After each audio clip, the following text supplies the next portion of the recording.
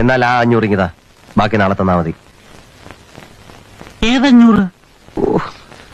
കുറച്ച് നേരത്തെ പറഞ്ഞ ആ 500. ആര് പറഞ്ഞു?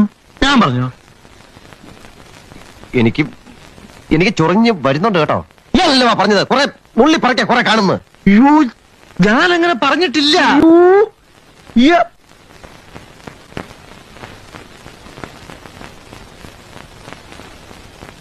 ശരി, എല്ലാം പോട്ട്.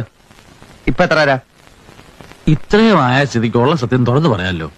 എന്റെ 250 രൂപ കാണും. എന്നാത്താ? പക്ഷെ അതിന് അതിന്റേതായിട്ടുള്ള ചെലവുകളും ഉണ്ട്. ഞാൻ പോവാന്ന്. അതെ, കുറച്ച് പതുക്കെ പറഞ്ഞാലും കേൾക്കാം. പിന്നെന്താ ഞെട്ടാത്തത്?